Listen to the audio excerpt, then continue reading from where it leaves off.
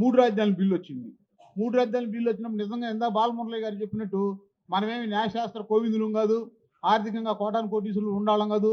మనం అంతా చిన్న సన్నకారు రైతులం.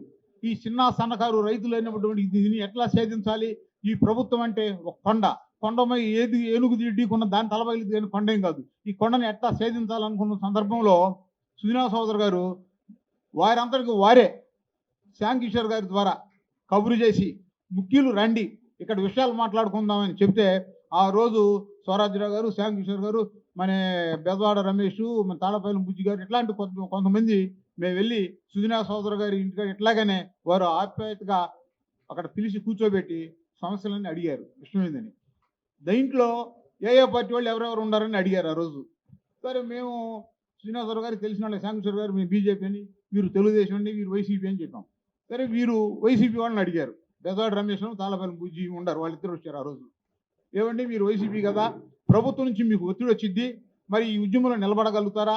నిలబడలేకపోతే గౌరవంగా మీరు పక్కనుంటే మీ పని మేము చేస్తాం, నిలబడగలిగితే ప్రభుత్వం నుంచి ఎన్ని ఒత్తిళ్ళు వచ్చినా మీరు ఉంటానని నాకు మాట ఇస్తే మీ తరఫున నేను ఉంటానండి అనేది ఆ రోజు సుజనా చౌదరి గారు నిర్మోహాటంగా అందరి సమక్షంలో కూడా చెప్పారు. ఎందుకు అట్లా చెప్పారంటే కొన్ని విషయాలు నిర్మోహంగా చెప్పాల్సిన అవసరం కూడా ఉంది. ఎందుకు అవసరం అంటే మరి మనలో ఉండి వానకి బయటికి దాగుడు మూతలు ఆడుతుంటే మరి కోవట్లుగా వ్యవహరిస్తే నష్టం ఎక్కువ ప్రభుత్వం గడికి వీళ్ళ ద్వారా ఎక్కువ జరిగింది.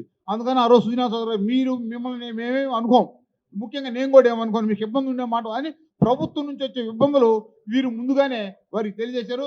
వారు కూడా అనుకున్న మాట ప్రకారం ఇప్పుడు వరకు కూడా వారు స్థిరత్వంగానే మన ఉద్యమాల్లో పనిచేశారు. సరే సుజనా చౌదరి గారు ఇంకొక విషయం మనం చేసుకోవాల్సిన అవసరం ఉంది. సుజనా చౌదరి గారు డబ్బులేంటి, ఈ ఆర్థిక పరిస్థితులు ఏంటి, మీరేం చేయగలుగుతారు అన్నారు. మన అందరం పోయిన వాళ్ళందరం వాస్తవం చెప్పాలంటే తెల్లమొహం పెట్టాం. అసలు డబ్బులు ఎంత అవుతాయో తెలీదు, ఏమవుతాయో తెలీదు, దీనికి ఎవరు ఎంతమంది సహకరిస్తారో తెలీదు, ఎట్లా దీన్ని అసలు కలెక్షన్ చేసే విధానం, పోగు చేసే విధానం ఏంటో